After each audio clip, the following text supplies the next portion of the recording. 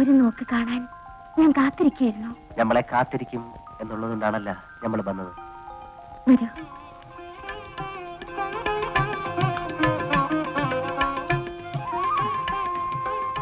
ഞാൻ വീരഭദ്രൻ തമ്മിക്ക് പകരമാണോ അടിമക്കണ്ണിനെ കണ്ടിരിക്കുന്നതെന്ന് സർവാധികാരി ചോദിച്ചു. എന്നിട്ട് അതേന്ന് ഞാൻ പറഞ്ഞു. തെറ്റാണോ? ഒരിക്കലുമില്ല. ദേവമ്മ എന്ത് പറഞ്ഞാലും നമുക്കത് ശരിയാണ്. എനിക്കത് മാത്രം മതി.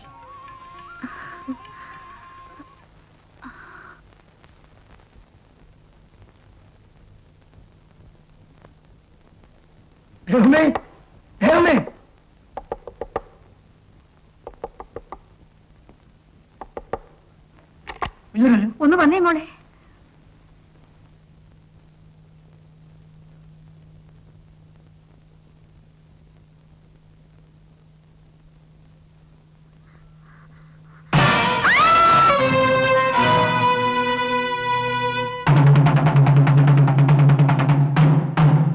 സർവമാന ജനങ്ങളെയും ഇതിനാൽ അറിയിക്കുന്നതെന്നാൽ ആര്യങ്കാവിലെ അടിമത്താവളത്തിൽ നിന്നും തടവ് ചാടിയ അടിമക്കണ്ണെന്ന അടിമ കൊട്ടാര നാട്യക്കാരിയായ ദേവമ്മയുടെ പല്ലക്കുകാരെ കൊലപ്പെടുത്തുകയും മാളികയുടെ പൂമുഖത്ത് ശവം കെട്ടി തൂക്കുകയും ചെയ്തിരിക്കുന്നതിനാൽ കൊലയാളിയായ അടിമക്കണ്ണിനെ ജീവനോടെയോ അല്ലാതെയോ പിടിച്ചേൽപ്പിക്കുകയോ അവനെക്കുറിച്ച് അറിവ് കൊടുക്കുകയോ ചെയ്യുന്നവർക്ക് തക്കതായ സമ്മാനം കൊടുക്കുന്നതാണ്. മേൽപ്പടി അടിമക്കണ്ണിനെ സഹായിക്കുകയോ അവനുമായി ബന്ധപ്പെടുകയോ ചെയ്യുന്നത് രാജ്യദ്രോഹമാണെന്ന് ഇതിനാൽ വിളംബരം ചെയ്തുകൊള്ളുന്നു.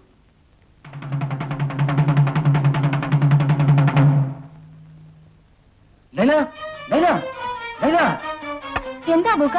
നിന്റെ ഇക്ക എവിടെ? ഇക്ക ഉറങ്ങാണ്. അബൂക്ക എന്താ വല്ലാണ്ട് ബേജാറായിരിക്കണേ? എന്താ മോനെ? ഇന്നലെ അടിമക്കണ്ണ് ആ ദേവമ്മന്റെ പല്ലക്കാരെ കൊല ചെയ്തെന്ന്. എന്താ റബ്ബേ, ഇക്ക ഇന്നലെ വീട്ടിൽ നിന്ന് എവിടെയെങ്കിലും പോയിട്ട് വേണ്ടേ കൊല ചെയ്യാൻ? അടിമക്കണ്ണിനെ ജീവനോട് അല്ലാതെ പിടിച്ചു കൊടുക്കുന്നവർക്ക് സമ്മാനം കൊടുക്കുമെന്നാ തമ്പരടിക്കുന്നത്. ആരാണ്ടോ കൊല ചെയ്തിട്ട് ഇക്കന്റെ പേര് ചുമത്തിരിക്കുകയാണ്. പഠിച്ചോനെ, നമ്മുടെ പ്രാണനെ പഠിപ്പിച്ചത് മതിയായില്ലേ? അടിമക്കണ്ണ് അകത്തേക്ക് പോയി. എന്തിന്? നിങ്ങൾ പറഞ്ഞല്ല നമ്മൾ കേട്ട്. കേട്ടതെല്ലാം നേരാണോ മോനെ? ഉമ്മയ്ക്ക് ഭ്രാന്താണ്. ഉമ്മ, നമ്മുടെ ജീവൻ രക്ഷിച്ചവരാണ് ദേവമ്മ. നമ്മളെ പോലീസിന്റെ കൈപ്പെടാതെ ഇവിടെ കൊണ്ടുവിട്ടവരാണ് ആ പല്ലക്കുകാര്. അവരെ നമ്മൾ കൊല ചെയ്യുമെന്ന് ഉമ്മ ശാരിക്കുന്നുണ്ടാ? ഇതെന്തൊരു മറിമായമാണ് എന്റെ റബ്ബേ. മറിമായം ഒന്നുമല്ലുമ്മ, ഇത് പടച്ചവും പൊറുക്കാത്ത ബഞ്ചനയാണ്. ഞമ്മക്കിപ്പൊ തന്നെ ദേവമ്മന്റെ മാളികയിലെത്തണം. അയ്യോ, അടിമക്കണ്ണ് ഒരിടത്തേക്കും പോണ്ട. ഞമ്മക്ക് പോയേ തീരൂ. അയ്യോ വേണ്ടക്കാ, കാലമെല്ലാം കാത്തിരുന്നാണ് നിന്നെ ഞമ്മക്ക് കാണാൻ കിട്ടിയത്. നീ ഇനിയും പോയാലും തിരിച്ചു വരുമ്പോ ഉമ്മ ഉയരോടെ കാണൂല്ലടാ. അമ്മ, നമ്മളിപ്പൊ പോയില്ലെങ്കിൽ നേരെ തൂക്കുമരത്തിലേക്കായിരിക്കും പോവേണ്ടി വരണത്. ഉമ്മയ്ക്ക് ഏതാണ് വേണ്ടത് പറയും. ഉമ്മ പേടിക്കാതെ, നമ്മൾ ഒരിക്കലും പിടികൊടുക്കൂല. നമ്മളെ കൊലയാളിയാക്കിയിരിക്കുന്നത് ആരാണെന്ന് നമുക്കറിയണം. ഈ ദുനിയാവിൽ സത്യവും നീതിയും ഉണ്ടെങ്കിൽ യഥാർത്ഥ കൊലയാളി നമ്മൾ കണ്ടുപിടിക്കുമ്മ. അപ്പോ നമ്മൾ പോകുകയാണ്. എന്ത് വന്നാലും എപ്പോഴും നീ വീട്ടിലുണ്ടാവണം.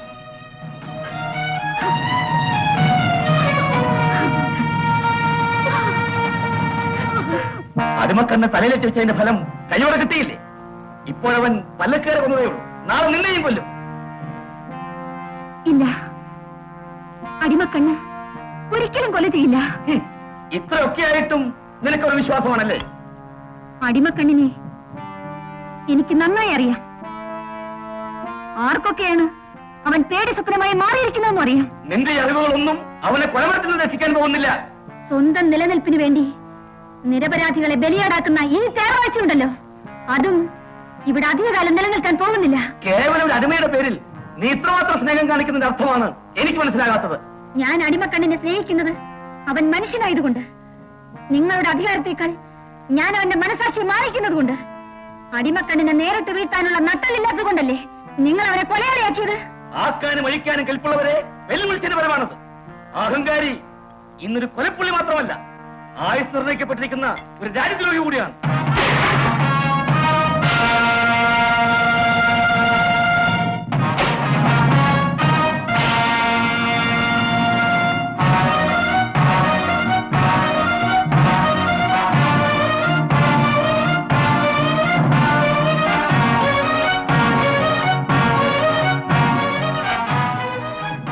നീയോ? അതെ, നമ്മൾ തന്നെ. ദേവമാകത്തേക്ക് പോയി പോകാനല്ലേ പറഞ്ഞത്? കൊല ചെയ്യാത്ത ഞമ്മളെ നിങ്ങൾ കൊലപ്പുള്ളിയാക്കി തൂക്കുമരത്തി കയറ്റാൻ പോകല്ലേ? ഞമ്മളിപ്പോ കൊല ചെയ്യാനാണ് വന്നിരിക്കുന്നത്. പോലീസോ പട്ടാളോ ആരുണ്ടെങ്കിലും വിളിക്ക്. നിങ്ങൾ രാജ്യദ്രോഹിയാക്കി വിളംബരം ചെയ്തത് ഞാനല്ല, സർക്കാരാണ്. സർക്കാർ? ഇവിടെ സർക്കാരുണ്ടാ?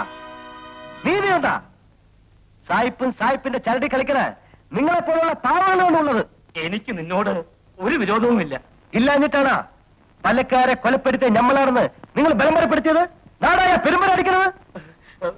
എല്ലാത്തും ഉത്തരവാദി ആ ഇബ്രാഹിമാണ്. ഏത് ഇബിലീസായാലും ഒന്ന് മനസ്സിലാക്കിക്കൊള്ളി, പാവപ്പെട്ട പല്ലക്കാരെ കൊല ചെയ്യുന്നേക്കാൾ സായിപ്പിന്റെ ചെരുപ്പ് വെക്കുന്ന സർവാധികാരിന്റെ തല കൊയ്തിട്ട് തൂക്കുമരത്തി കയറുന്നതാണ് അടിമക്കളുടെ അന്തസ്. അടിമക്കണ്ണേ, അതിനാണോടാ നമ്മൾ വന്നിരിക്കുന്നത്? അയ്യോ, എന്നെ കൊല്ലരുതേ ദൈവമേ. നിലവിളിക്കാതെ. ഇത് ദേവമ്മന്റെ മാളികയായതുകൊണ്ട് ഞമ്മളിപ്പോ നിന്നെ ഉയരോടെ വിട്ടയക്കുന്നത്.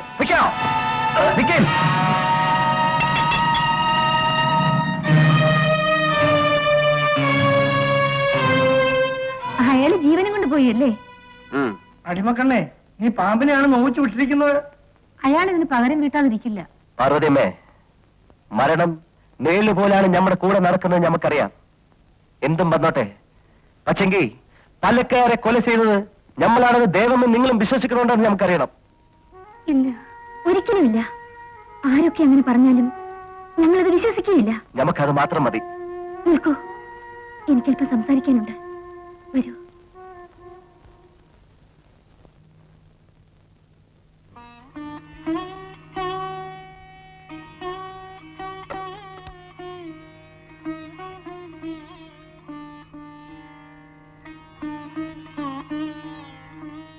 അടിമക്കണ്ണേ, ഞാൻ ദേവമ്മയ്ക്ക് എന്താണ് പറയാനുള്ളത്? എനിക്ക് ഈ മാളികയിൽ ജീവിക്കണമെന്നില്ല. സർവാധികാരിയുടെ ശത്രുത ഒരു വശത്ത്, സായിപ്പിന്റെ ശല്യം മറുവശത്ത്. ഓരോ നിമിഷവും കഴിഞ്ഞാൽ കഴിഞ്ഞു എന്ന വീർപ്പുമുട്ടലോടെയാണ് കടന്നു പോകുന്നത്. എല്ലാത്തിനും കാരണക്കാരൻ ഞമ്മളാണ്. ഏതായാലും നടന്നെല്ലാം നടന്നു. ഇനി നമ്മൾ എന്താണ് ചെയ്യേണ്ടെന്ന് പറയും. അടിമക്കണ്ണ്, എന്നെ കൂടെ കൊണ്ടുപോകണം. എങ്ങോട്ട്? എങ്ങോട്ടായാലും വേണ്ടില്ല, കൂടെ വരാൻ ഞാൻ ഒരുക്കമാണ്. എന്തെങ്കിലും ആലോചിച്ചിട്ടാണ് ദേവമ്മ പറയണത്? അതെ, അടിമക്കണ്ണ് പോയത് മുതൽ ഞാൻ ഇവിടെ ഒറ്റപ്പെട്ടു പോയതുപോലെ ഒരു തോന്നൽ. എനിക്കിനി ഒരു നിമിഷത്തെ ജീവിതമേ ഉള്ളുവെങ്കിലും അത് അടിമക്കണ്ണിനോടൊത്തായിരിക്കണം.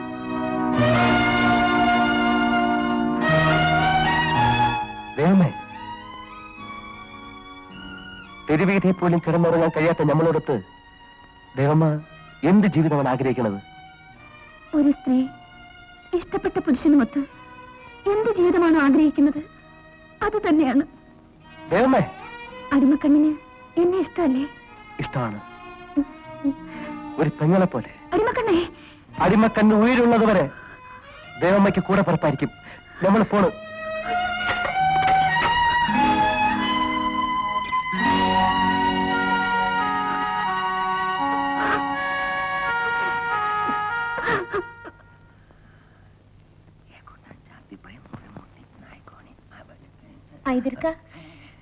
എന്താ സൈനവ? ബാപ്പ അടിമത്താവളത്തിലാണ്.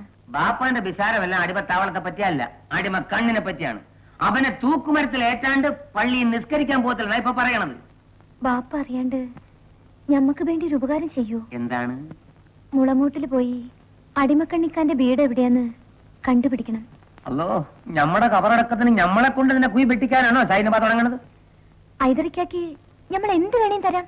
അടിമക്കണ്ണിന്റെ വീട് കണ്ടുപിടിച്ചിട്ട് എന്ത് ചെയ്യാനാണ്? ഞമ്മക്ക് അവരെ കാണണം.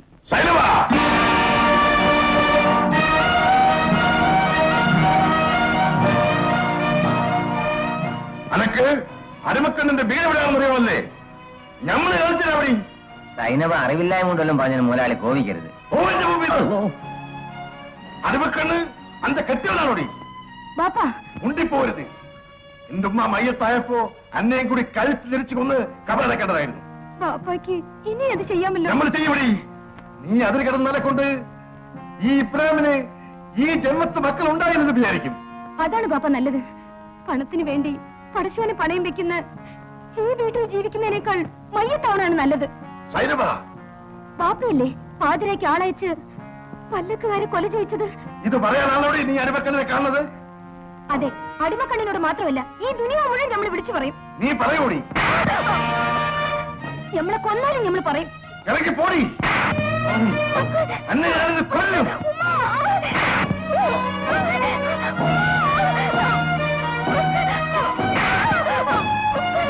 അതൊക്കെ അടിമക്കല്ലിനെ കാണുന്നല്ലേ?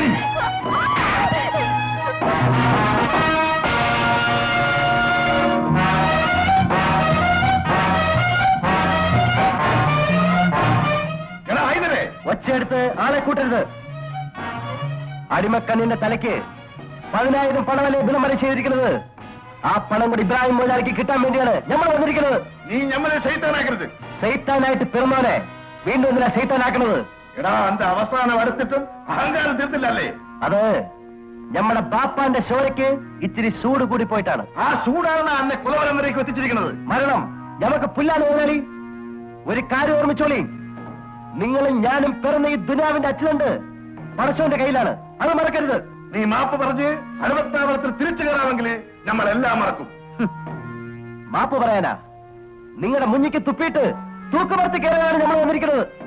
പക്ഷെങ്കിൽ അടിമക്കച്ചവടം ചെയ്യുന്ന ആരാച്ചാരന്മാരെ എല്ലാം ഈ ദുനിയാവിൽ ഒഴിച്ചിട്ട് നമ്മുടെ പ്രാണം പോവും. അടിമക്കണ്ണേ, അടിമക്കണ്ണെ പിടിച്ചേൽപ്പിക്കാൻ കഴിവുണ്ടെങ്കിൽ പിടിച്ചേൽപ്പിച്ചോളി.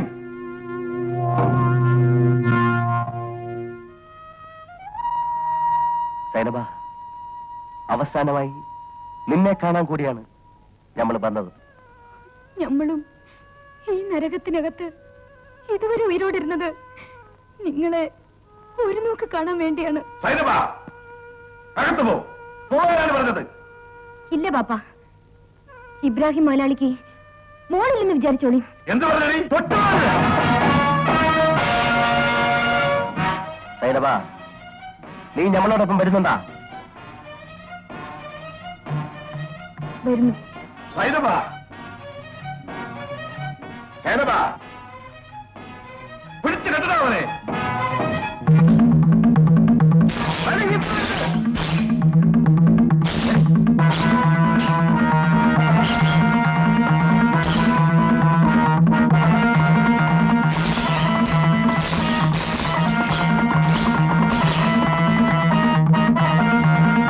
നോക്കി നിൽക്കാതെ പോയിരടാ. രണ്ടിനെയും കൊണ്ട് കുഴിച്ചു മൂടിയിട്ട് നിങ്ങൾ നമ്മുടെ മുമ്പ് വരാവൂ. അൽഹംദുലില്ലാഹി റബ്ബിൽ ആലമീൻ. ബിസ്മില്ലാഹിർ റഹ്മാനിർ റഹീം. അഊദു ബില്ലാഹി മിനശ് ശൈത്താനിർ റജീം. ബിസ്മില്ലാഹിർ റഹ്മാനിർ റഹീം. അൽഹംദുലില്ലാഹി റബ്ബിൽ ആലമീൻ റഹ്മാനിർ റഹീം മാലിക് യൗമിദ്ദീൻ ഇയ്യാക നഅബ്ദു വ ഇയ്യാക നസ്തഈൻ ഇഹ്ദിന സിറാത്തൽ മുസ്തഖീം സിറാത്തൽ ലദീന അൻഅംത അലൈഹിം ഗൈരിൽ മഗ്ദൂബി അലൈഹിം വലദ്ദാലിൻ. ആമീൻ. ഫാത്തിമ, അള്ളാഹനെ മനസ്സിൽ വിചാരിച്ച് ആട്ടിനെ നേർച്ചയാക്കി. പടച്ചോനെ, തങ്ങളുമാരെയും താഹീദുമാരെയും സാക്ഷി നിർത്തി തക്കലപ്പള്ളിക്ക് നമ്മളെ ആടിന് നേർച്ച വിടണം. നമ്മുടെ പൊന്നുമോൻ അടിമക്കണ്ണ് ഒരാപത്തും കൂടാണ്ട് തിരിച്ചു വരണേ. ഇതോ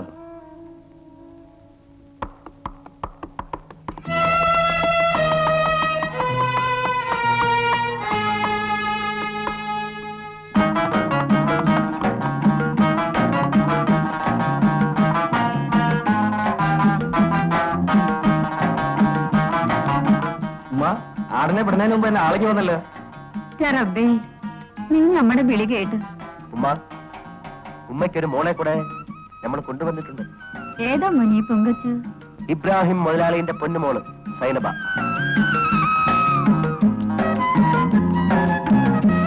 വാ മോളെ. നല്ല നേരത്താ നീ വന്ന് കേറിയത്. എല്ലാരും ഇങ്ങോട്ട് ആട്ടിന് നേർച്ചയാക്കിയിട്ട് വർത്താനം പറയാം.